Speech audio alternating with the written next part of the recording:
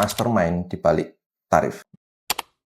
Pertama adalah Scott Bessent, Secretary of Treasury Amerika atau Menteri Keuangan. Kemudian yang kedua itu ada Peter Navarro sebagai penasehat Donald Trump. Orang ini spesial nih, dia dianggap sebagai penasehat paling berpengaruh di telinga Donald Trump. Yang ketiga ada Stephen Miran, dia menjabat sebagai Ketua Dewan Penasehat Ekonomi. Antara ketiga ini, pertanyaannya, kalau misalkan saya harus pilih satu orang aja, saya akan pilih Peter Navarro. Meskipun banyak yang berpendapat kalau otak paling penting dalam strategi tarif ini adalah Stephen Miran.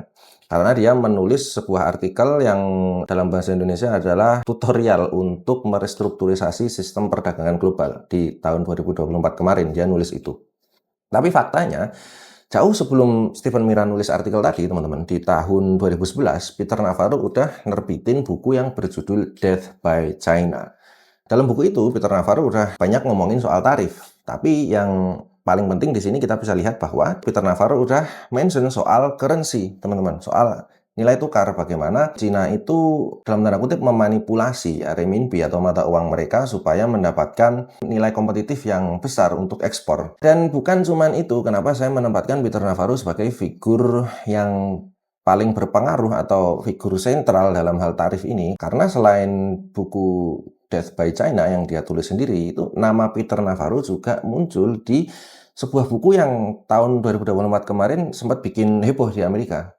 Judulnya adalah Mandate for Leadership.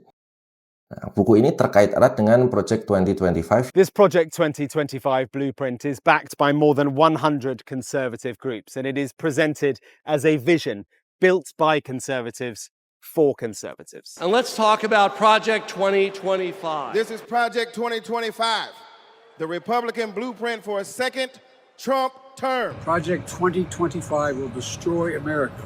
Look it up. To see this happen in America is bone-chilling. Project 2025,